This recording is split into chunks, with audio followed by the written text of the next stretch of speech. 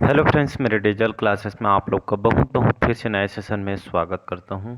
तो हम यहाँ पे जो है ये वीडियो के लिए जो है मोस्ट इम्पोर्टेंट क्वेश्चन यहाँ पे कवर करा रहे थे, जिसमें आपका आजीविका से, ठीक है, आजीविका जो आपका सिलेबस में वीडियो का दिया हुआ है। साथ ही साथ बहुत सारे क्वेश्चन ऐसे होते हैं जो आपके 15 से 20% जो क्वेश्चन आपके रिपीटेड होते हैं, और अन्य वीडियो के साथ साथ आपके एसआई, पुलिस कांस्टेबल, ठीक है, पीएससी मेंस वगैरह लगभग सभी एग्जाम के लिए आने वाले लगभग जो है एग्जाम के लिए जो है एडीआई का जो वैकेंसी भी आई हुई है पीएससी में, ठीक है, जिसका फॉर्म भरना भी स्टार्ट हो गया है वाणिज्य विभाग में। तो उसको भी आपको जो है फॉर्म भर सकते हैं। 10 मार्च से स्टार्ट हो चुकी है। बाकी चलिए स्टार्ट करते हैं सेशन को। सभी क्वेश्चन आपके इंपॉर्टेंट और सिलेक्टेड क्वेश्चन है और रिपीटेड होते हैं क्वेश्चन जो होते हैं आपके। ऐसा नहीं है कि इस एग्जाम में जो तैयारी कर रहे हो वो आपके नेक्स्ट एग्जाम में नहीं आएगा, ऐसा वाला बात ही नहीं है, ठीक है। आने वाले सभी एग्जाम के लिए इंपॉर्टेंट है, ठीक है। चैनल में पहले बार आए हैं तो चैनल को सब्सक्राइब करके रख लीजिए। पिछले सेशन में 34-35 क्वेश्चन आई थिंक मैं कवर कराया था, ठीक है। तो डेली बेस पे अपलोड किया जाता है, तो जुड़े रहिएगा। स्टार्ट करते हैं सेशन को आज का। तो देखे थे पिछले सेशन में छत्तीसगढ़ के सबसे बड़ा दूध उत्पादन, ठीक है, एक्सप्लेन भी डाल दिया गया है, ठीक है।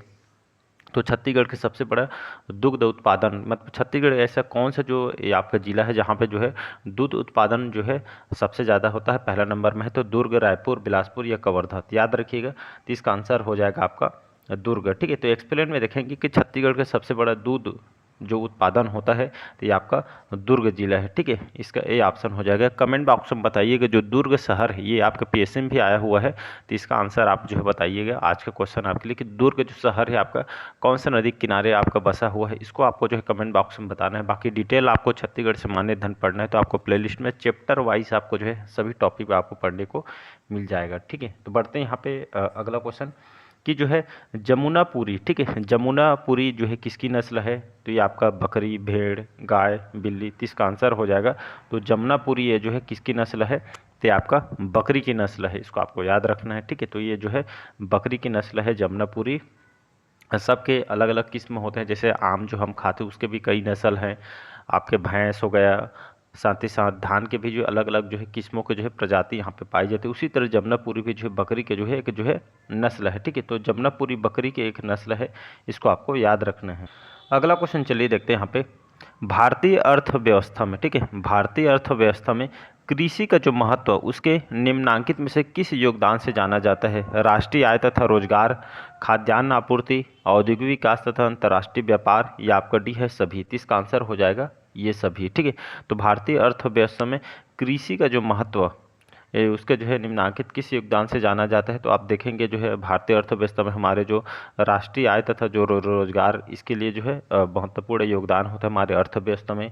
जो खाद्यान्न जो खाने पीने के जो आपूर्ति होती है, ठीक है, खाद्यान्न आपूर्ति, ये भी जो है हमारे भारतीय अर्थव्यवस्था में जो कृषि के महत्व जो है घटक है। और साथ ही साथ जो औद्योगिक विकास, अंतर्राष्ट्रीय जो व्यापार होते हैं विदेशों से, ठीक है, आजकल तो बहुत ही जो है अब हमारे जो है इंडियन करेंसी में जो है व्यापार होने लगा है, ये अच्छी है क्योंकि जो है डॉलर के और हमारे रुपया का देखेंगे तो मतलब बहुत डिफरेंट है। बाकी हमारे जो प्रधानमंत्री मोदी जी हैं, तो अब इनके बदौलत जो है हमारे जो जो बिजनेस होते हैं दूसरे देश के साथ, सभी जो है आपका रुपये में होता है, ठीक है, क्योंकि जो है डॉलर का रेट जो है रुपये के जो है ज़्यादा है, ठीक है। तो इसका ऑप्शन हो जाएगा डी ऑप्शन, ठीक है। तो ये सभी इसके जो है एक्सप्लेन आप पढ़ लीजिएगा। अगला क्वेश्चन देखते हैं। अगला क्वेश्चन देखते हैं 37 क्वेश्चन है कि निम्न में से खरीफ के प्रमुख फसल है, मतलब जो कहने का मतलब ये है खरीफ के जो है प्रमुख फसल कौन कौन से है। जैसे इसमें ऑप्शन में धान, कपास, बाजरा, चना यहाँ पे दिया गया है, ए बी सी डी यहाँ पे दिया गया है। तो इसका आंसर हो जाएगा आपका सी ऑप्शन, ठीक है। तो खरीफ फसल ये कौन कौन सा आ जाएगा, तो ये आपका धान भी, ठीक है, धान एक जो है आपका खरीफ फसल है। कपास, ठीक है, कपास भी एक जो है खरीफ फसल है। और बाजरा, बाजरा भी एक जो खरीफ फसल है। बाकी जो है चना, चना ये आपका रबी फसल है। ये कई बार आपको खरीफ और रबी फसल से क्वेश्चन पूछा जाता है, ठीक है। तो धान, कपास, यहाँ पे एक मिनट, ठीक है। तो ये जो खरीफ फसल के जो प्रमुख फसल हैं धान, कपास, बाजरा, ये आपके खरीफ फसल के अंतर्गत आती है। या इसको आपको मैच करने के लिए भी दे सकते हैं, बगल में जो है दिया रहेगा कि ये रबी फसल है कि खरीफ फसल, तो आपको याद रखें चना आपका रबी फसल है, ठीक है। अगला क्वेश्चन चलिए देखते हैं कि जो शाकंभरी योजना है इसका उद्देश्य, एक बहुत बार क्वेश्चन आपके जो है आया हुआ है, डबल ट्रिपल स्टार लगा रहा हूँ, बहुत बार पूछा, ठीक है। तो शाकंभरी योजना का उद्देश्य क्या है? तो ये सिंचाई संसाधन का विकास करना है, या भूजल स्तर पर वृद्धि करना है, या भूजल का जो समुचित उपयोग करना है, या उपरोक्त सभी है, ठीक है। तो इसका आंसर हो जाएगा, तो याद रखिए एक जो है किसानों के लिए खास करके ये शाकंभरी योजना का जो है लाया गया था, ठीक है। और ये इसको जो है सन 2000, ये आपका 1 मिनट ना, ठीक है। तो ये आपके जो है सन वगैरह भी आपको याद होना चाहिए। तो सन 2005 में, ठीक है, सन 2005 में इसको जो है छत्तीसगढ़ सरकार के द्वारा इस योजना को लागू किया गया था। इसका मेन उद्देश्य यही है कि, ठीक है, राज्य के सभी श्रेणी के जो है, ठीक, मतलब जो किसानों के लिए जो है, ठीक, ग्रामीण क्षेत्र में जो है ये जो है सिंचाई संसाधन को विकास कर ले के लिए इसको जो यहाँ पे लाया गया है, ठीक है, जिसमें आपका जो है छोटे छोटे किसानों को यहाँ पे जो है दिया जाता है, ठीक है। तो शाकंभरी योजना का उद्देश्य सिंचाई संसाधन का विकास करना है, ठीक है। तो इसका जो है करेक्ट आंसर हो जाएगा सिंचाई संसाधन का विकास करना है, ये ऑप्शन जो है करेक्ट आंसर। ये डेट भी याद रखिएगा, ये 5 है ना, 2005 में इसको लाई गई थी। अगला क्वेश्चन है 39 क्वेश्चन है कि राष्ट्रीय बागवानी मिशन को उद्देश्य है, ठीक है। तो राष्ट्रीय बागवानी मिशन को उद्देश्य क्या है? तो बागवानी उत्पादन में वृद्धि करना है, उद्यानिकी क्षेत्र में सार्वजनिक निवेश में वृद्धि करना है, उद्यानिकी क्षेत्र में निजी निवेश को बढ़ावा देना है, या उपरोक्त सभी है। तो इसका आंसर हो जाएगा यहाँ पे, तो राष्ट्रीय बागवानी मिशन को उद्देश्य, इसका मेन उद्देश्य यही है कि, ठीक है, तो जो जितने अंतर्गत, ठीक है, बागानी फसल आपका होता है, ठीक है। तो बागानी उत्पादन में वृद्धि करना है, मतलब इसके अंतर्गत जो बागानी उत्पादन है क्या, ये आपका जो है वाणिज्यिक फसल होते हैं, जिसमें बड़े और ये जो है बागानों के जो है, मतलब जो फसल वगैरह जिसमें आपका चाय, कॉफ़ी, रबड़, मसाले वगैरह यहाँ पे जो है, ठीक है, ये जो है फसल वगैरह इसमें लगाते हैं। इसी जो राष्ट्रीय बागवानी मिशन का उद्देश्य यही है कि जो है बागवानी उत्पादन में इसको वृद्धि करना है, ठीक है। तो चाय, कॉफ़ी, रबड़, मसाला वगैरह ये सभी जो है बागानी फसल है, ठीक है, इसको आपको याद रखना है।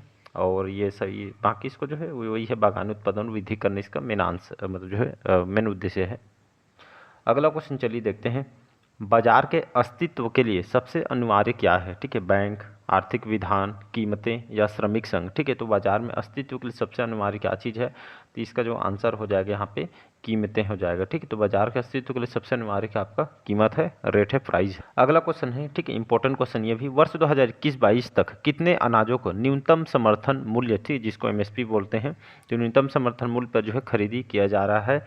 23, 25, 7 या 4? तो इसका आंसर हो जाएगा ये आपका जो है, ठीक है, 7। ये जो है आर्थिक सर्वेक्षण में क्वेश्चन आपसे पूछ सकते हैं। तो ये 2021-22 तक जो है, ठीक है, कितने अनाजों का न्यूनतम समर्थन मूल्य, ठीक है, एमएसपी रेट पे खरीदे किया जा रहा है? तो इसका आंसर हो जाएगा यहाँ पे 7। सी ऑप्शन जो है करेक्ट आंसर हो जाएगा, ठीक है। तो वर्ष 2021-22 में 7 अनाजों का जो न्यूनतम समर्थन मूल्य पे जो है खरीदी यहाँ पे किया जा रहा है। अगला क्वेश्चन चलिए देखते हैं, यहाँ पे नीली क्रांति संबंधित है, ये कई बार क्वेश्चन आया हुआ है, ठीक है। मैं कई बार बार यहाँ पे मैं बोल रहा हूँ, ठीक है। बहुत मतलब जो भी एग्जाम का आप तैयारी करें, ऐसा नहीं है कि जो क्वेश्चन कवर कराया जाए तो आपके एक ही एग्जाम के लिए होते हैं, बहुत सारे एग्जाम के लिए होता है, ठीक है, सभी लगभग सभी एग्जाम के लिए, ठीक है। तो नीली क्रांति ये संबंधित है खाद्यान्न उत्पादन से, तिलहन उत्पादन से, मत्स्य उत्पादन से, या दुग्ध उत्पादन से, ठीक है। तो नीली क्रांति, ठीक है, तो ये आपका जो किससे संबंधित है? मछली पालन या इसको मत्स्य उत्पादन से संबंधित, जिसमें मछली पालन को जो है ज़्यादा से ज़्यादा यहाँ पे बढ़ावा जाता है, इसलिए नीली क्रांति इसको जो है नाम दिया गया है, ठीक है। तो नीली क्रांति मत्स्य उत्पादन से संबंधित है। अगला क्वेश्चन चलिए देखते हैं यहाँ पे छत्तीसगढ़ में प्रति व्यक्ति दूध की उपलब्धता कितनी है? ठीक है, तो अभी देखे हैं तो दूध के मामले में दुर्ग शहर आपका जो है पहले नंबर में, ठीक है, सबसे ज़्यादा उत्पादन यहाँ पे होता है। इसी तरह जो है छत्तीसगढ़ प्रति व्यक्ति दूध की उपलब्धता है 110 ग्राम प्रतिदिन, 120 ग्राम प्रतिदिन, या 130 ग्राम प्रतिदिन, या 154 ग्राम प्रतिदिन, ठीक है। तो इसका आंसर हो जाएगा यहाँ पे डी ऑप्शन हो जाएगा 154 ग्राम प्रतिदिन, ठीक है। मतलब जो है हमारे छत्तीसगढ़ में जो है एक मतलब जो है प्रति व्यक्ति के दूध की उपलब्धता लगभग 154 ग्राम प्रतिदिन है, ठीक है। तो इसका आंसर हो जाएगा 154 प्रतिदिन हो जाएगा उपलब्धता ये आपका। अगला क्वेश्चन चलिए देखते हैं यहाँ पे माटी कला जो बोर्ड कार्य क्षेत्र थी, तो जो माटी कला जो बोर्ड है ये आपके कौन से क्षेत्र में जो काम करती है? ग्रामीण क्षेत्र में, शहरी क्षेत्र में, ए और बी दोनों, या जनजाति क्षेत्र में? तो इसका आंसर हो जाएगा ए और बी दोनों, ठीक है। तो ग्रामीण क्षेत्रों में भी और आपका शहरी क्षेत्रों में, ठीक है। तो माटी कला जो बोर्ड है मतलब ग्रामीण और शहरी क्षेत्र में जो है आपका काम करती है, इस क्षेत्र में काम करती है, ठीक है। तो इसका आंसर हो जाएगा ग्रामीण शहरी क्षेत्र माटी कला बोर्ड का जो है कार्य क्षेत्र के अंतर्गत आता है। अगला क्वेश्चन चलिए देखते हैं यहाँ पे राष्ट्रीय ग्रामीण आजीविका मिशन का संक्षिप्त रूप क्या है, ठीक है।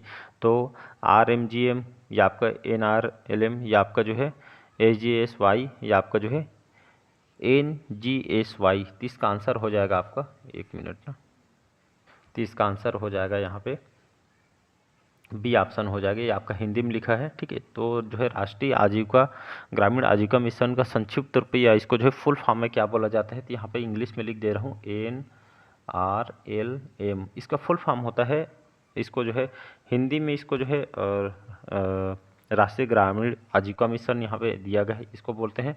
और इसको नेशनल रूरल लिवलीहुड मिशन के नाम से हम जानते हैं। ग्रामीण क्षेत्र में रोजगार के लिए जो है काम करती है, भारत सरकार के अंतर्गत जो है काम करती है, ठीक है। तो इसको आपको याद रखना है।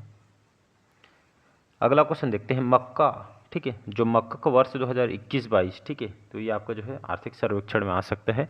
तो मक्का का जो वर्ष 2021-22 में न्यूनतम समर्थन मूल्य भी कितना था, ठीक है। तो ये 1940 रुपया, 1870 रुपये क्विंटल, या 1850 रुपये क्विंटल, या 1807 रुपये क्विंटल, ठीक है। इसका आंसर हो जाएगा यहाँ पे 1870, ठीक है। 1870 रुपये जो प्रति कुंटल ये जो है MSP रेट था, जिसको हम न्यूनतम समर्थन मूल्य बोलते हैं इस पर, ठीक है। 2021-22 के, ठीक है। मक्का का, ये आपका मक्का का है, भूलना नहीं है, ठीक है, मक्का का है। कमेंट बॉक्स में आपको जो है धान का बताना है, ठीक है, इस साल का आपको बताना है, ठीक है, 24-25 का। तो यहाँ पे एक्सप्लेन भी दिया गया 21-22 में न्यूनतम समर्थन मूल्य 1870 रुपये कुंटल था। अगला क्वेश्चन चलिए देखते हैं, मदर डेयरी की स्थापना ऑपरेशन फ्लड किस चरण में हुई थी, ठीक है। तो प्रथम चरण जो आपका 1970 से 81, या आपका तृतीय चरण 1985 से 94, या द्वितीय चरण 1980 से 85, या उपरोक्त में से कोई नहीं। इसका आंसर हो जाएगा प्रथम चरण, जो आपके 1970 से लेके 1981 में, ये प्रथम चरण है किसकी, मदर डेयरी की जो स्थापना हुई, ऑपरेशन जो फ्लड है, ठीक है। मतलब जो है ये जो है ऑपरेशन फ्लड, ठीक है क्या, तो थोड़ा इसको भी समझ लेते हैं। तो इसको समझते हैं ऑपरेशन फ्लड। पहले बात तो है, इसको 1970 में, ठीक है, इसको शुरुआत की गई थी इस कार्यक्रम को ऑपरेशन फ्लड में, जो है डेयरी उद्योग, ठीक है, डेयरी उद्योग से जो है किसानों को, ठीक, मतलब डेयरी उद्योग में आप सभी को पता होगा, डेयरी आपके गाँव में जो है जो सभी जो दूध दही वगैरह मिलता है, ठीक है। तो डेयरी समझ गए हम, किसानों को उनके विकास को मतलब जो है आगे बढ़ाने के उद्देश्य से इसको जो है यहाँ पे जो है इसको लाया गया था, जिसमें राष्ट्रीय, ठीक है, मतलब जो राष्ट्रीय स्तर पे इसको लाया गया था। और सभी लगभग 700 से अधिक शहरों और नगरों में इसको जो है डेयरी जो विकास बोर्ड है, इसको यहाँ पे लाया गया था, ठीक है। जिसको आपको याद रखना है। तो मदर डेयरी की स्थापना ऑपरेशन फ्लड जो प्रथम चरण 1970 से 81 में यहाँ पे हुई थी। तो यहाँ पे ए ऑप्शन जो है करेक्ट आंसर हो जाएगा। अगला क्वेश्चन चलिए देखते हैं, प्रथम चरण के दौरान ऑपरेशन फ्लड ने कितने प्रमुख जो है सेट थे, 16, 17, 18 या 19, ठीक है। तो प्रथम चरण के दौरान जो है फ्लड के 18 प्रमुख सेट थे, ठीक है, 18 प्रमुख सेट थे। इसका सी ऑप्शन जो है करेक्ट आंसर हो जाएगा। अगला क्वेश्चन देखते हैं, चलिए देखते हैं कि गोल क्रांति का संबंध कौन सी फसल के उत्पादन से है, प्याज, मूंगफली, आलू या मक्का। इसका आंसर हो जाएगा यहाँ पे आलू हो जाएगा, ठीक है। तो गोल क्रांति का संबंध किससे है, तो ये आपका जो है आलू उत्पादन से संबंधित है, ठीक है। कौन से फसल, आलू उत्पादन से संबंधित है। और यहाँ पे ये जो है आलू फसल को ज़्यादा यहाँ पे जो है उत्पादन को बढ़ावा देना है, ठीक है। तो इसको आपको याद रखना है, बस इतना याद रखें, गोल क्रांति जो है आलू से संबंधित है। अभी तक के हम गेहूं का पढ़ें, मछली का देखें, ठीक है। तो इस टाइप के क्वेश्चन आपके बहुत बार पूछे गए हैं। आज का लास्ट क्वेश्चन है, 50 क्वेश्चन है कि इस शक्ति योजना का उद्देश्य क्या है, ठीक है। नागरिकों को डिजिटली सशक्त बनाना है, किसान समूह का डिजिटलाइजेशन, ठीक है, डिजिटलाइजेशन, या स्वयं सहायता समूह को जो है डिजिटलाइजेशन, या महिला समूह को डिजिटलीकरण। इसका सी ऑप्शन हो जाएगा, ठीक है। तो इस शक्ति योजना का उद्देश्य यही है कि जो है जो स्वयं सहायता, आप गाँव वगैरह में देखे होंगे सहायता समूह रहते हैं महिलाओं का, ठीक है। तो स्वयं जो सहायता समूह को जो है यहाँ पे जो है डिजिटाइजेशन यहाँ पे करना इसका मेन उद्देश्य है, ठीक है। ये इसका उद्देश्य यही, ठीक है, इसको जो है डिजिटाइजेशन यहाँ पे करना है, ठीक है, ताकि जो है डिजिटलीकरण के माध्यम से सभी जो है समस्या का निराकरण हो सके, इसलिए यहाँ पे जो है लाना है, ठीक है। तो बाकी चलिए आज के सेशन आप लोग को कैसा लगा कमेंट बॉक्स में कमेंट करके ज़रूर बताइएगा। पहले बार आए तो चैनल को सब्सक्राइब करके रख लीजिएगा। Thank you.